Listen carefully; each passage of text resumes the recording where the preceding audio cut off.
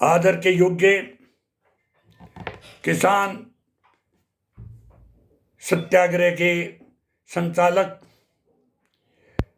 सभी वो किसान नेता जो न केवल इसका संचालन बल्कि सत्याग्रह का बड़े शांतिपूर्ण ढंग से आगे बढ़ाने वाले हैं, उनसे मेरा नम्र निवेदन है कि हमें अपने संचालकों के ऊपर भी ध्यान देना चाहिए, क्योंकि कई संचालक ऐसे हैं कि जो संचालक बनने के नशे में न जाने क्या कुछ बक देते हैं। किसी भी मंच से, बलबल के मंच से राकेश टिकैत ने जो कुछ किया, जो कुछ कहा, वो ईर्ष्यावश कहा।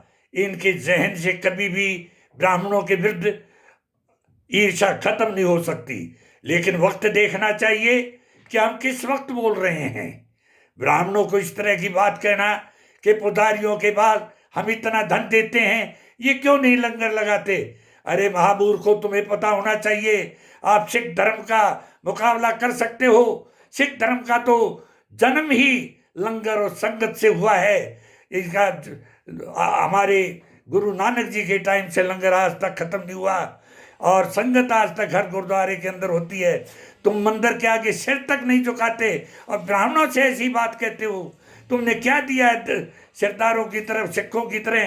क्या तुम 10% अपनी आय का दे सकते हो और ब्राह्मण को ऐसी बात कहते हो? क्या दे दिया तुमने?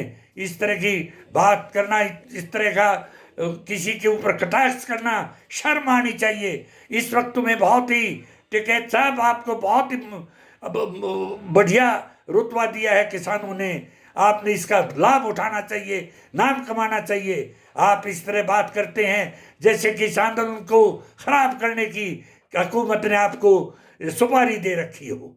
इस तरह की बातें नहीं करनी चाहिए। मैं इंतजार करता हूँ संचालन कमेटी से इसको समझाएं और इसके दिमाग में जो पुरानी गैस है एक कम्युनिटी के प्रति खिलाफ रहने की, उस गैस को निकाल के ही इसको संचालन का नेता बनाया जाए। अर्थात ये आप हमारे इतना आगे बढ़े हुए इस आंदोलन का सत्यानाश कर देगा। मैं ये बताना चाहता हूँ टिकैत साहब आपको, आप जिन भगवान से दूसरा नंबर है ब्राह्मण का, मैं गर्व के साथ कहता हूँ इस धरती के ऊपर। ये सब जो टिकैत को कौम है, ये टिकैत भगवान के आशीर्वाद से है। किसी ब्राह्मण ने तुम्हारे दादा पर दादा को टीका लगाया था, जिसे तुम टिकैत कहलाने लगे, आज उन्हीं के खिलाफ बोलने की हिम्मत करते हो। तुम्हें सपने में भी हमारे बारे में खिलाफ नहीं सोचना चाहिए। आज जो कुछ भी हिंदुस्तान का रूप है केवल ब्राह्मणों का दिया हुआ है। मुझे इस बात पर गर्व है।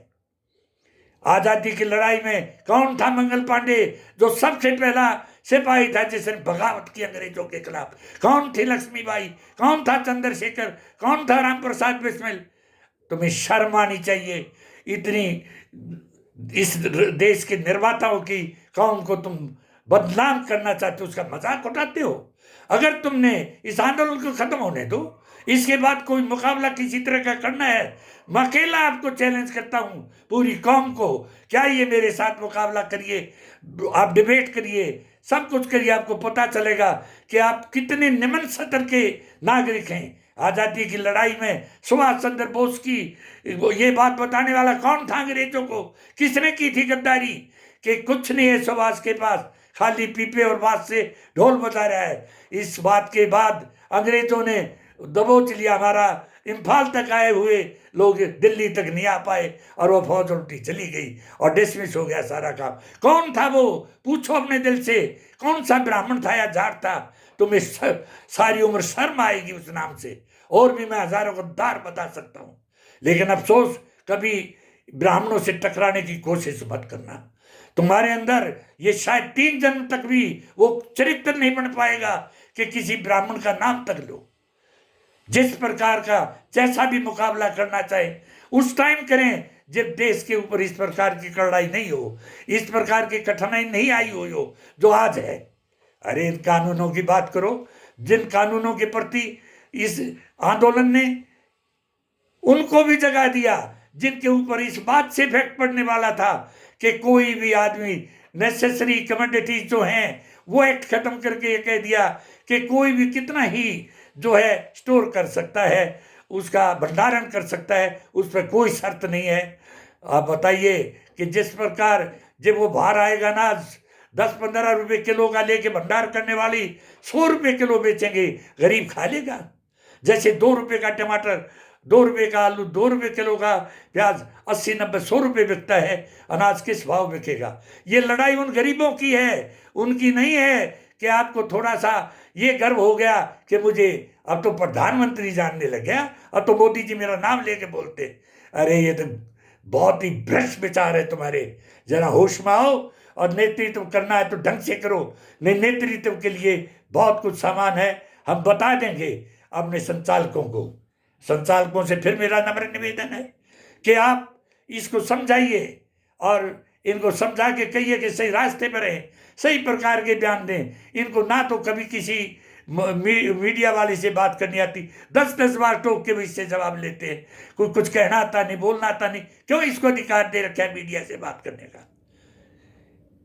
हमें पता ही नहीं कि ये हमारे आंदोलन का संचालक है या इसका रोकथाम करने वाला, इसको खत्म करने वाला है।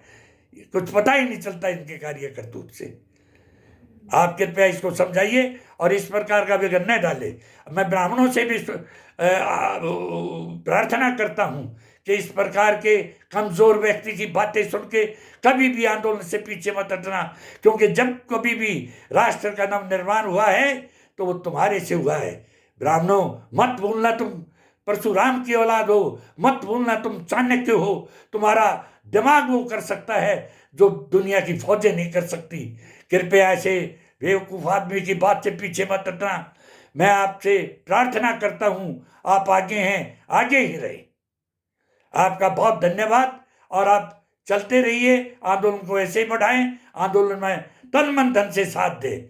मेरे ब्राह्मण भाइयों, हमने परशुराम जी का, हमने चाणक्य जी का, वशिष्ठ जी का और दूसरे गुरुओं का नाम नहीं गिरने देना।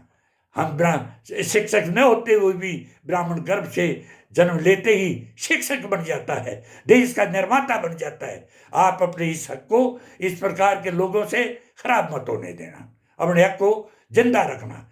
जय हिंद, सोच के काम ले। ब्राह्मण भाइयों की जय हो।